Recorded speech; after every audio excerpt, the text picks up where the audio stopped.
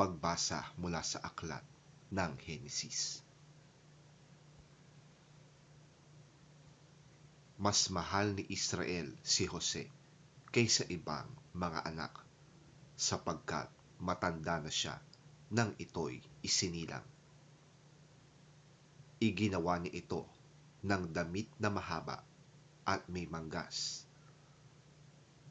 Nang mahalata ng mga kapatid ni Jose na mas mahal siya ng kanilang ama, kinamuhian siya ng mga ito at ayaw siyang pakisamahang mabuti. Isang araw, nasa Shechem ang mga kapatid ni Jose at pinapastol doon ang kawan ng kanilang ama. Sinabi ni Israel kay Jose, "Gumayak ka at sumunod sa iyong mga kapatid."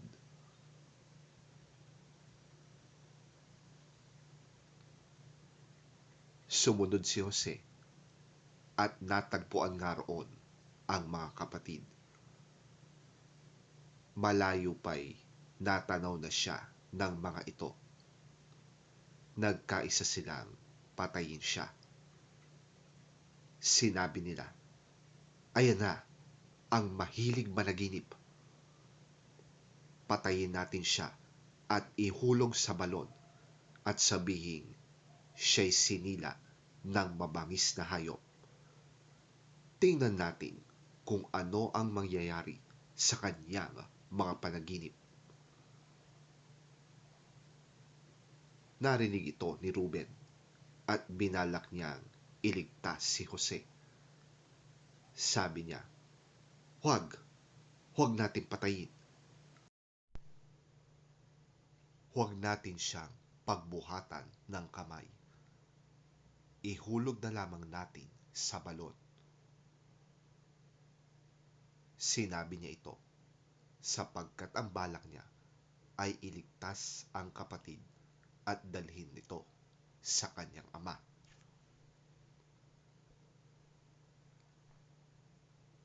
Paglapit ni Jose, hinubad nila ang mahabang damit nito na may manggas at inihulog sa isang tuyong balon. Habang sila'y kumakain, may natanaw silang pangkat ng mga Ismailitang mula sa Gilead. Ang kanilang mga kamelyo ay may kargang mga gagawing pabango na dadalhin sa Ehipto. Sinabi ni Juda sa kanyang mga kapatid, "Wala tayong mapapala kung papatayin natin ang ating kapatid. Mabuti pa'y ipagbili na lamang natin siya sa mga Ismailita kaysa ating saktan. Siya'y kapatid din natin, laman ng ating laman at dugo ng ating dugo." At sila'y nagkasundo. Kaya't nang may dumaraang mga mangangalakal na Midyanita, iniahon nila si Jose at ipinagbili sa halagang 20 pirasong pilak. At si Jose dinala ng mga Ismailita sa Ehipto.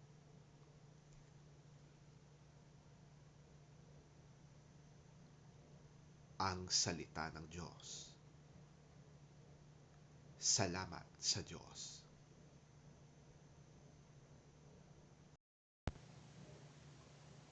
Ang mabuting balita ng Panginoon ayon kay San Mateo. Papuri sa iyo, Panginoon. Pakinggan ninyo ang isa pang talinhaga. Sabi ni Jesus, may isang taong nagtanim ng ubas sa kanyang bukid. Binakuran niya ang ubasan, nilagyan ng pisaan at tinayuan ng isang mataas na bantayan. Pagkatapos, ang ubasan ay kanyang pinaalagaan sa mga katiwala at siya'y nagpunta sa ibang lupain. Nang dumating ang panahon ng pitasan ng ubas, pinapunta ng may-ari ng ubasan ang kanyang mga tauhan upang kunin sa mga katiwala ang kanyang kaparte. Ngunit sinunggaban ng mga katiwala ang mga tauhan. Binugbog nila ang isa, pinatay ang ikalawa, at binato naman ang ikatlo. Pinapunta uli ng may-ari ang mas marami pang tauhan, ngunit ganoon din ang ginawa ng mga katiwala sa mga ito. Sa kahuli-hulihay, pinapunta niya ang kanyang anak na lalaki. Sabi niya sa sarili, marahil na may igagalang nila ang aking anak. Ngunit nang makita ng mga katiwala ang anak, sila'y nag-usap-usap. Ito ang tagapagmana. Halikayo, patayin natin siya upang mapasa atin ang kanyang mamanahin. Kaya't siya'y sinunggaban nila, inilabas sa ubasan at pinatay. At tinanong sila ni Jesus, pagbalik ng may-ari ng ubasan, ano kaya ang gagawin niya sa mga taong yon? Sumagot sila, lilipulin niya ang mga masasamang yon at paaalagaan ang ubasan sa ibang katiwala na magbibigay sa kanya ng kaparte sa panahon ng pamimitas. Nagpatuloy si Jesus, hindi pa ba ninyo nababasa ang talatang ito sa kasulatan? Ang batong itinakwil ng mga tagapagtayo ng bahay ang siyang naging batong panulukan. Ginawa ito ng Panginoon at ito'y kahanga-hangang pagmasdan. Kaya nga, sinasabi ko sa inyo, ang kaharian ng Diyos ay kukunin sa inyo at ibibigay sa mga taong tapat na maglilingkod sa Kanya.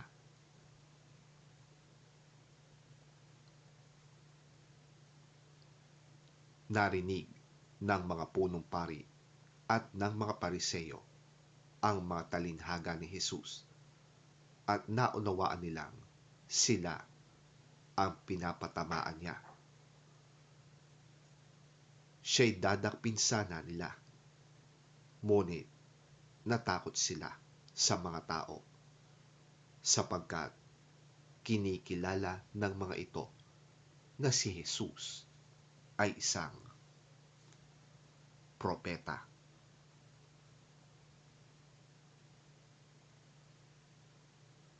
Ang mabuting balita ng ating Panginoon. Pinupuri ka namin, Panginoong Hesukristo.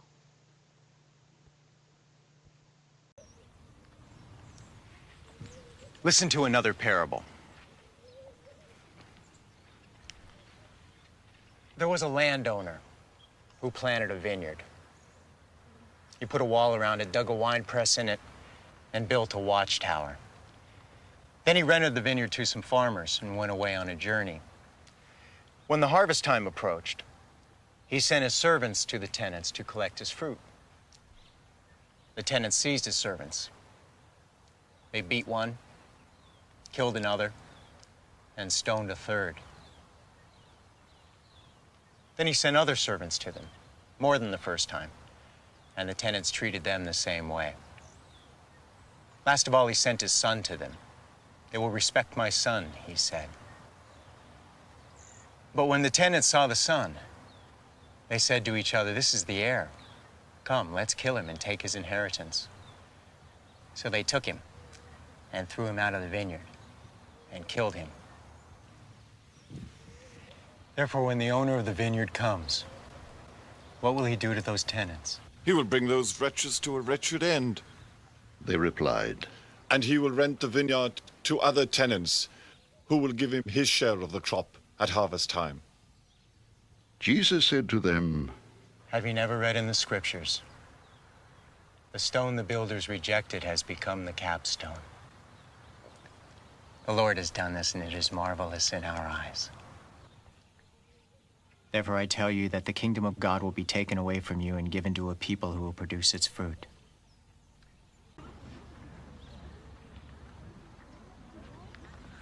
When the chief priests and the Pharisees heard Jesus' parables, they knew he was talking about them. They looked for a way to arrest him, but they were afraid of the crowd because the people held that he was a prophet.